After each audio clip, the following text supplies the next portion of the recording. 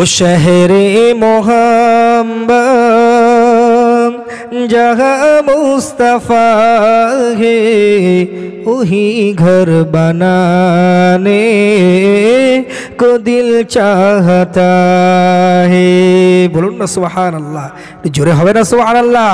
नारे तकबीर, नारे तकबीर, नारे तकबीर।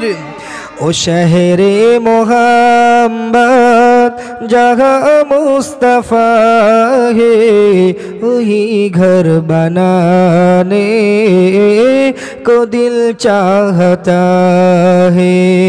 ओ सोने से कंकर वो चांदी से माटी नजर में बसाने को दिल चाहता है।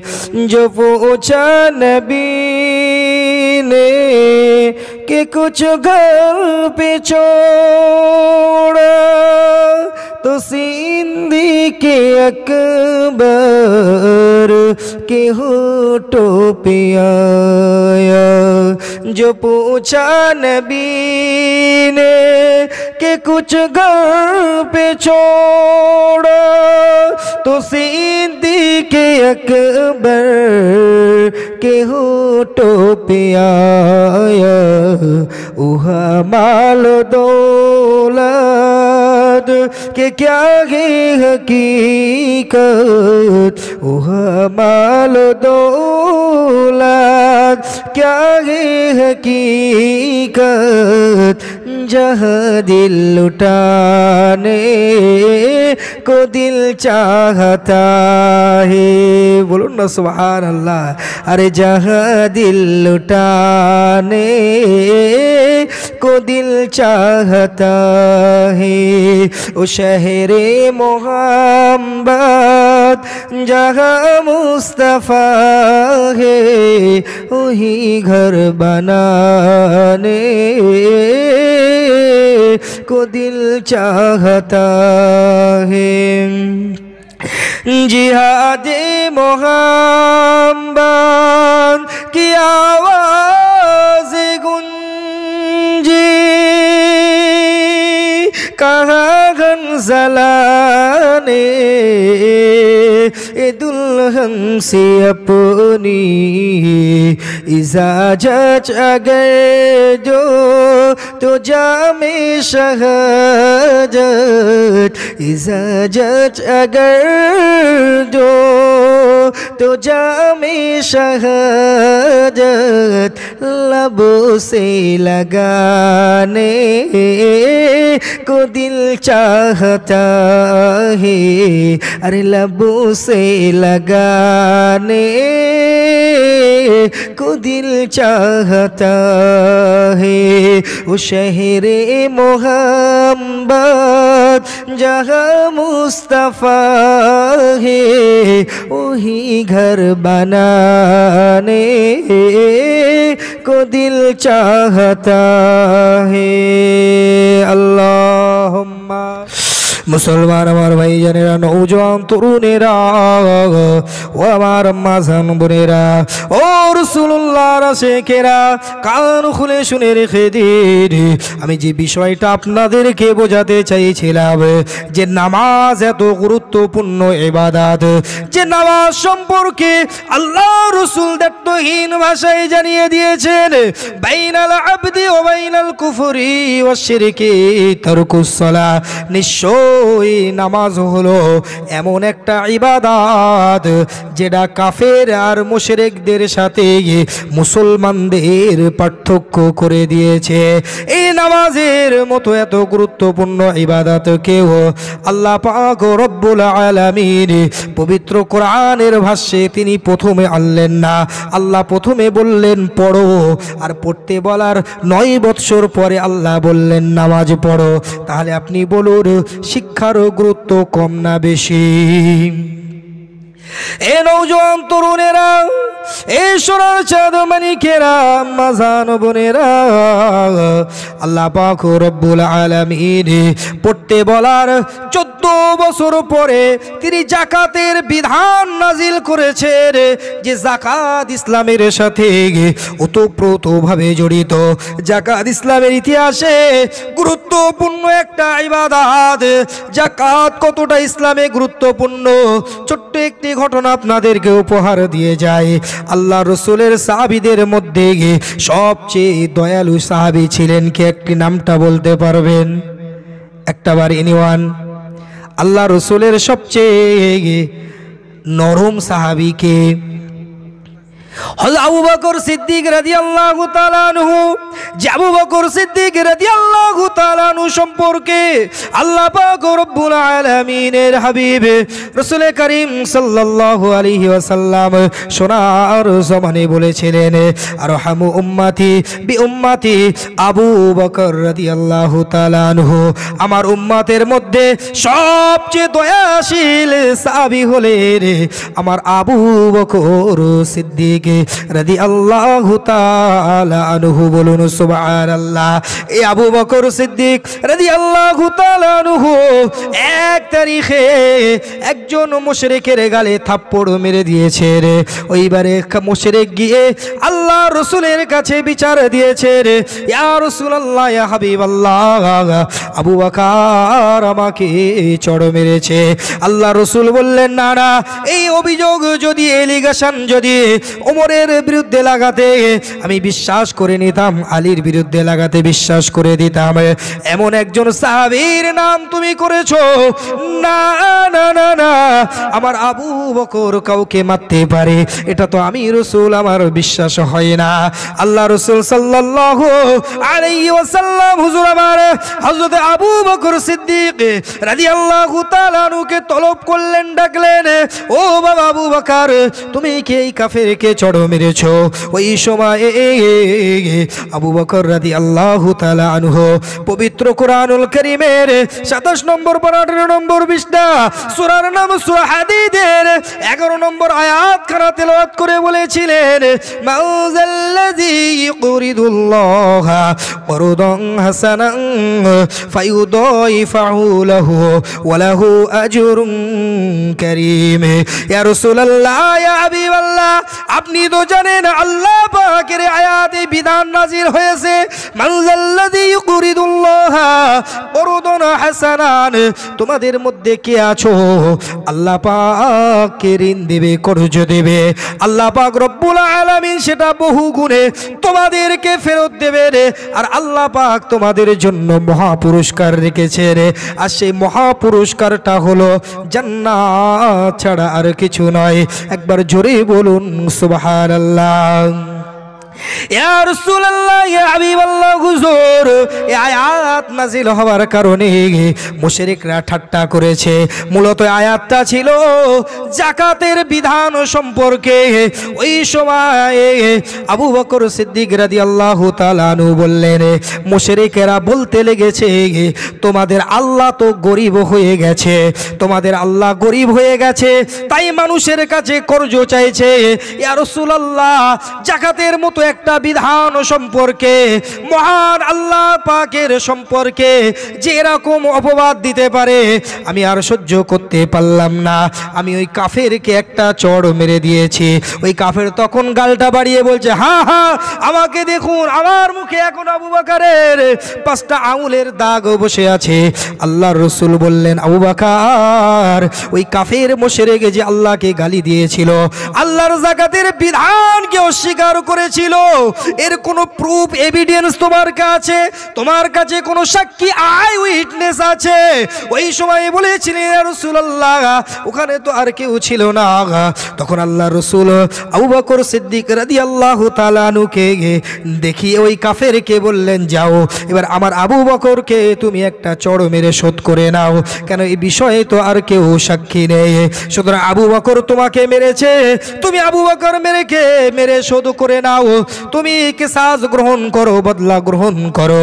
ওই সময় কাফের হাসি মুখে আবু বকর রাদিয়াল্লাহু তাআলা আনহুর দিকে তার হাতখানা উঁচিয়ে যেই এগিয়ে গিয়েছে, আল্লাহ পাক রব্বুল আলামিন ফেরেশতার মাধ্যমে জানিয়ে দিলেন, আল্লাহর কি কোরআন, পবিত্র কোরআনুল কারীম 4 নম্বর পারা 13 নম্বর পৃষ্ঠা সূরা আলে ইমরানের 181 নম্বর আয়াত আল্লাহ নাজিল করে দিলেন, লাকাদ সামিআল্লাহু কওলাল্লাযীনা ক্বালু ইন্নাল্লাহা ফাকীরু ওয়া নাহনু আগনিয়া।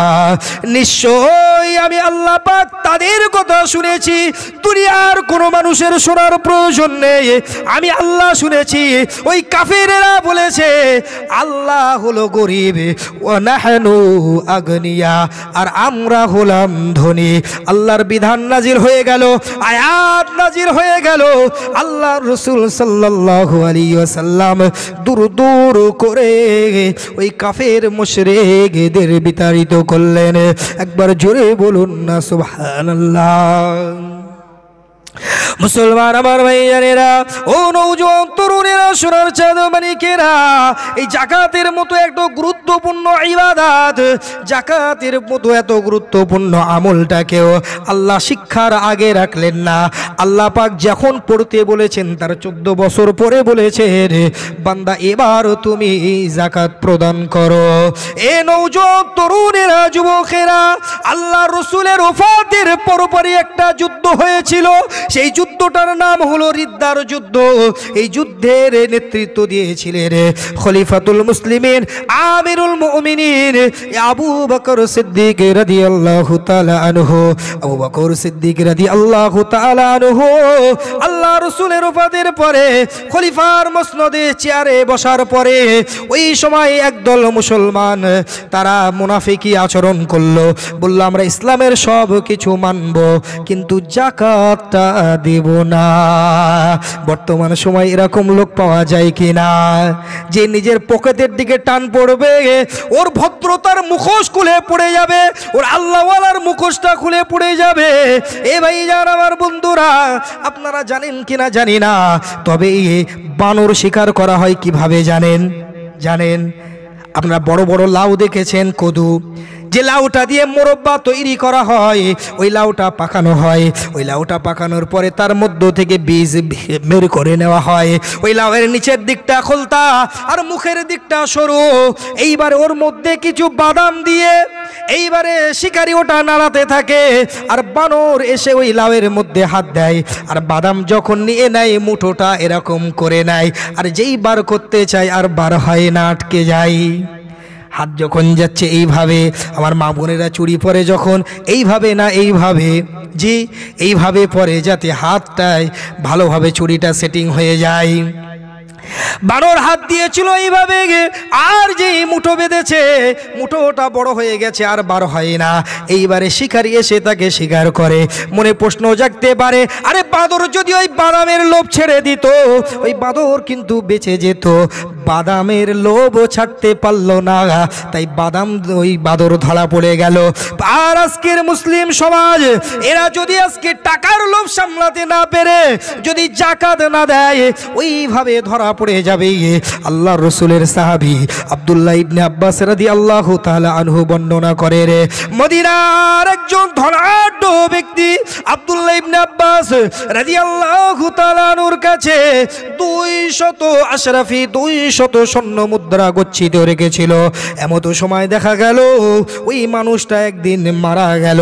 তার ছেলে এসে বলল, আব্দুল্লাহ ইবনে আব্বাস, আমার পিতা তোমার কাছে 200 স্বর্ণ মুদ্রা রেখেছিল, সেটা আমাকে ফেরত দাও, আমাকে বেঁকে দাও। আব্দুল্লাহ ইবনে আব্বাস রাদিয়াল্লাহু তাআলা আনহু ফেরত দিলেন। তখন ওই ছেলেটা মাথা চুলকে ভাবছে, আরে 200 বলে ফেললাম কম নাকি, মনে হয় আরো বেশি রেখেছিল। বলে আমার মনে হয় আমার আব্বা আপনার কাছে আরো বেশি টাকা রেখেছিল, আরো দাও।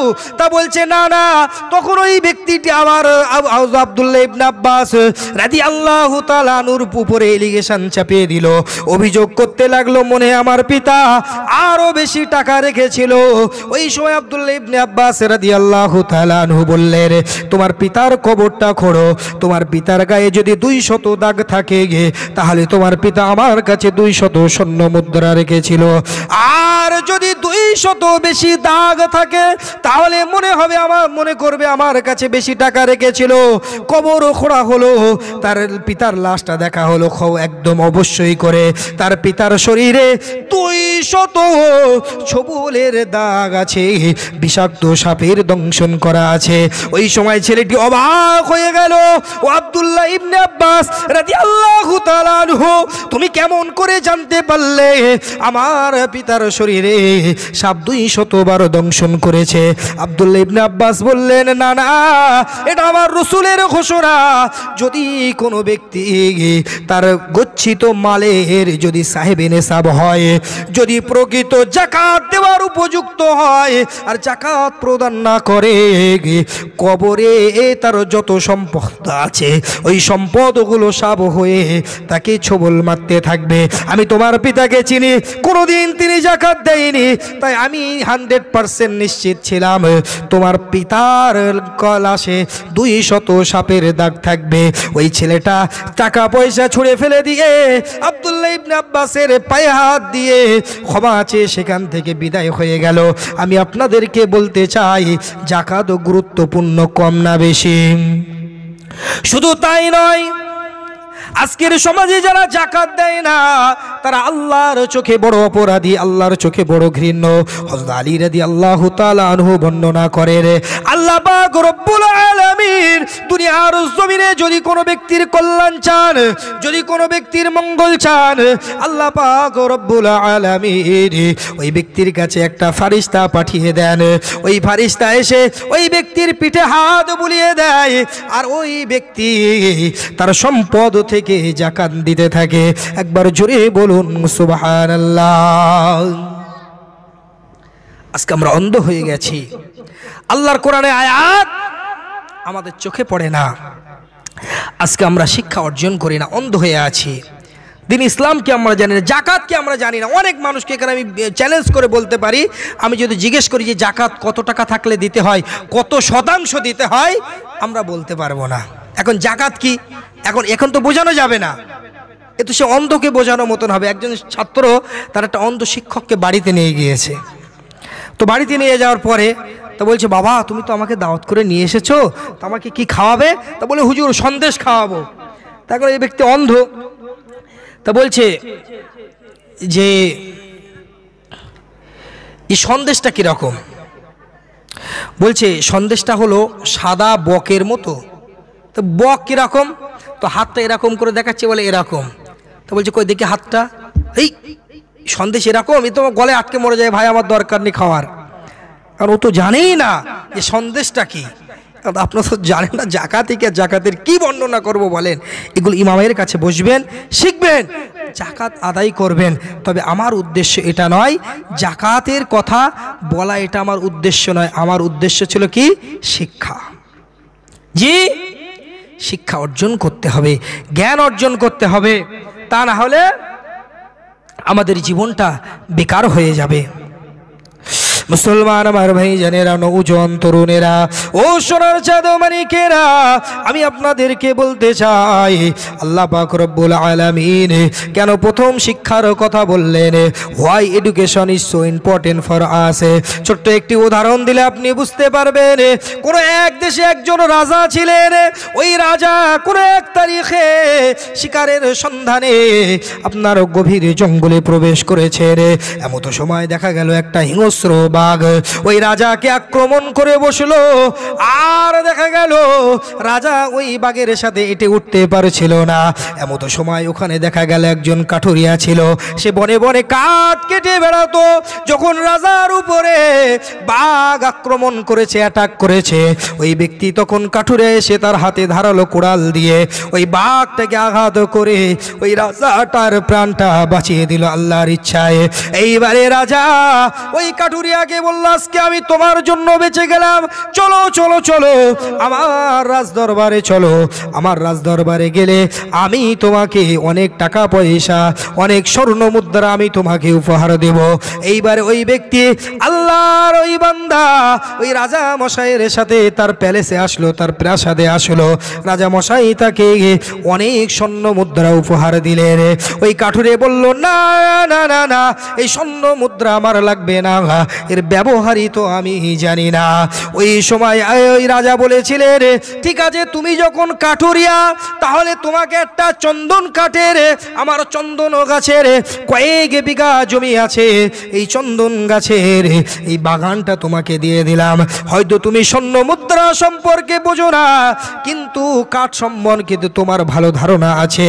এইবারে কাঠুরিয়াকে একটা মহামূল্যবান চন্দন গাছের বাগান দিয়ে দেওয়া হলো। এই চন্দন গাছের একটা গুণ আছে, এ পানিতে পচে না, এ কোনোদিন উই ধরে না, পোকা ধরে না।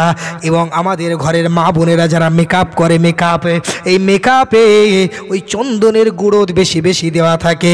এই চন্দন ভারতবর্ষে একটা দুষ্প্রাপ্য গাছ। এই চন্দন আপনার কিনা 1,80,00,000 থেকে 2 কোটি টাকা পর্যন্ত দাম আছে। 1000 কেজির দাম হলো 2 কোটি টাকা। চন্দন এত মহামূল্যবান গাছ। রাজা মশাই ভাবতে লেগেছেন আরে আমি সেই ব্যক্তিকে চন্দন গাছের বাগান দিয়েছিলাম, একটু যাই তো দেখে আসি। ওই ব্যক্তি হয়তো আজকে ওই চন্দন কাঠ বিক্রি করে বড় লোক হয়ে গেছে। মুসলমান আমার ভাইজানেরা, নওজোয়ান তরুণেরা, সোনার চাঁদ মানিকেরা, ও আমার আম্মা জানো বোনেরা, এইবারে রাজা মশাই যখন ওই ব্যক্তির বাড়িতে গেলেন তিনি অবাক হয়ে গেলেন। আহারে তার যে দোচালা ছিল সে দোচালা, আর সে উঠানে বসে বসে রান্না করছে আর জাল দিচ্ছে কি জানেন? চন্দন কাঠ। তো জানেই না চন্দন কাঠের কি মূল্য। চন্দন কাঠের কি মূল্য জানে ভাই? ও যদি জানতো জাল দিত? এ ভাই বলেন না, ও জাল দিত, ও আগুনে পোড়াতো, ওর একটা মূল্য আছে না? ও তো জানে না যে ও তোমার কাঠই হয়। ওর একটা জীবনের সুবিধা হয়েছে কি জানেন? ওর একটাই উপকার হয়েছে যে জঙ্গলে গিয়ে আর কাঠ কাটতে হচ্ছে না, ওই চন্দন কাঠ কাটছে আর জাল দিচ্ছে। মুসলমান আমার ভাইজানেরা, বন্ধুরা, ভুল আমায় বুঝবেন না, গল্প আমি করতে আসিনি, এক্সাম্পল বোঝানোর স্বার্থে দিচ্ছি। কান খুলে শুনে রেখে দিন আল্লাহ কেন প্রথম পড়ার কথা বললেন। আল্লাহ জানে বান্দা যদি না পড়ে বান্দা জানবে না নামাজ কি, রোজা কি, হজ কি, জাকাত কি। তাই আল্লাহ পাক রব্বুল আলামিন বললেন বান্দা আগে পড়াশোনা করো, তারপরে তুমি জানবে নামাজ, রোজা, হজ, জাকাতের গুরুত্ব। একবার দুরূদ শরীফ পড়েন, আল্লাহুম্মা সাল্লি আলা সাইয়্যিদিনা ওয়া আলা আলি সাইয়্যিদিনা।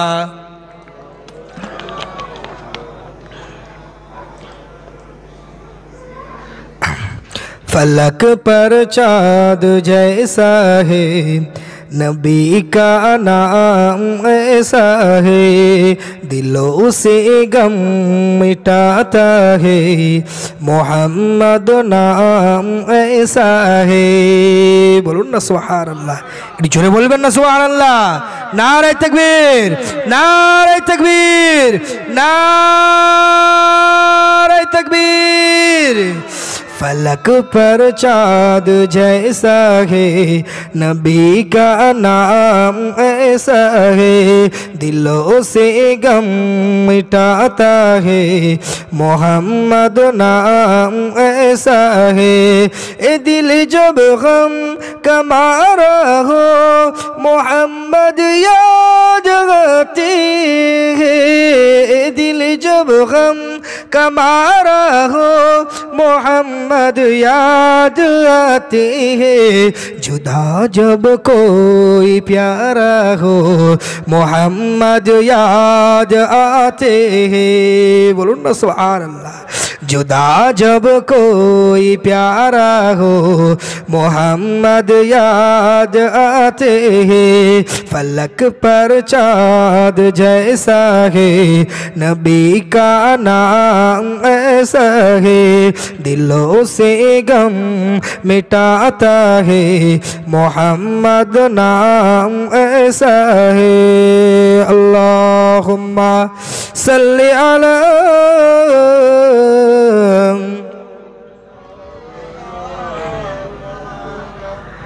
वअला आलि सय्यिदिना।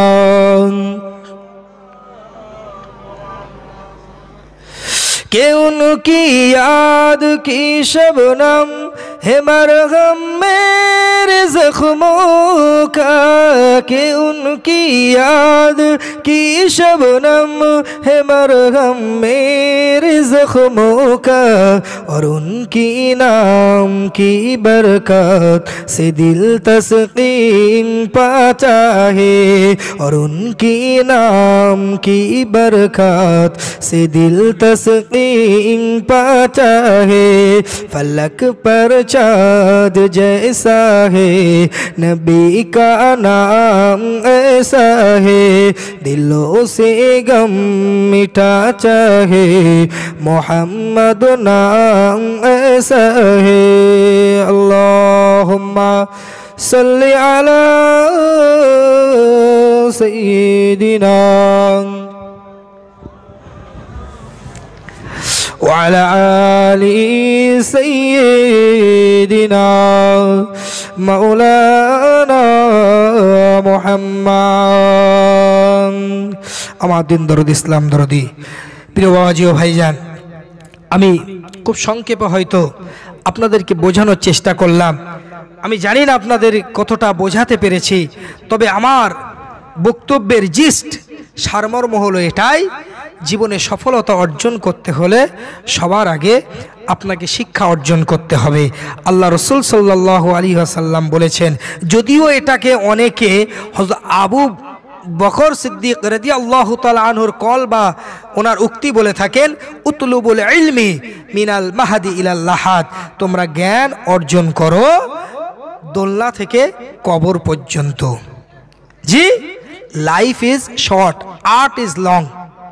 আমাদের জীবন সংক্ষিপ্ত এবং বিদ্যা হলো অনন্ত। আল্লাহ পাক রব্বুল আলামিন আমাদের প্রকৃত শিক্ষায় শিক্ষিত করুক। আল্লাহ পাক রব্বুল আলামিন এই শিক্ষার উপরে ভিত্তি করে আমাদের আমল করার তৌফিক দান করুন। এই আমলে আল্লাহ যেন খুশি হয়ে আমাদের জান্নাত দেন, এ তৌফিক আমাদের আতা হোক।